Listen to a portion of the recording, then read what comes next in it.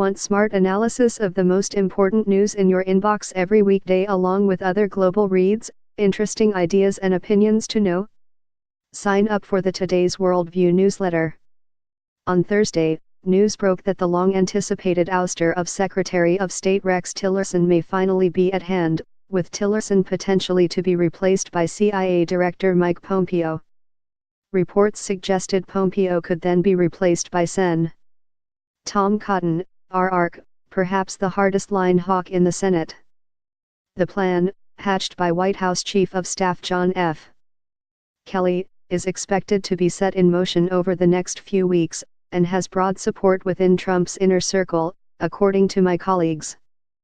But it was unclear whether Trump had signed off on the plan yet, and the president has been known to change his mind about personnel and other matters before finalizing decisions with public announcements. Indeed, White House officials appeared to be leaking the story to the press as a way to publicly chastise Tillerson, who has endured his share of barbs and indignities at President Trump's hands. New source close to White House acknowledges that this is indeed a public shaming of Tillerson. Plan is to get him to punch out. The clock is ticking. Michelle Kosinski, at Michael Kosinski, November 30, 2017. On the record, Trump administration officials all denied that Tillerson was being forced out, but his departure may only be a matter of time. According to my colleague Josh Rogan, Pompeo has been preparing to take Tillerson's job for quite some time.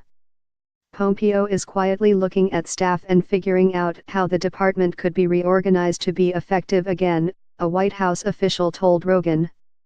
It's no secret that the relationship between Tillerson, a buttoned-up former ExxonMobil chief executive, and Trump, a former TV showman, has deteriorated.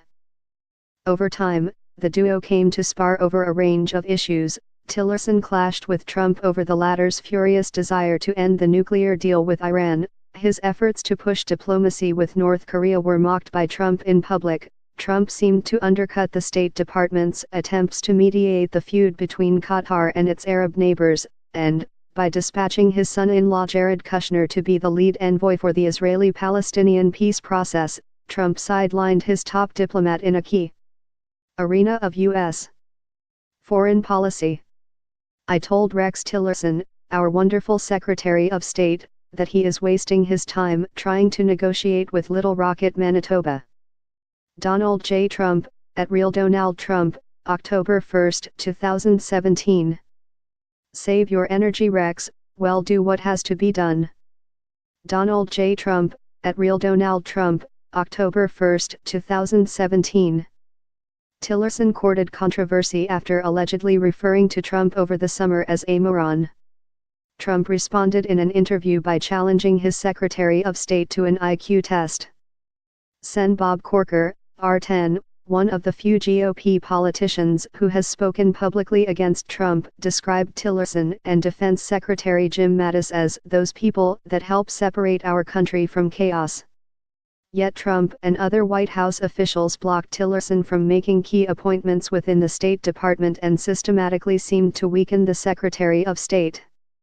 The state of affairs has trapped Tillerson in a kind of purgatory, as the Washington Post's Dan Dresner, a frequent critic of Tillerson, recently put it.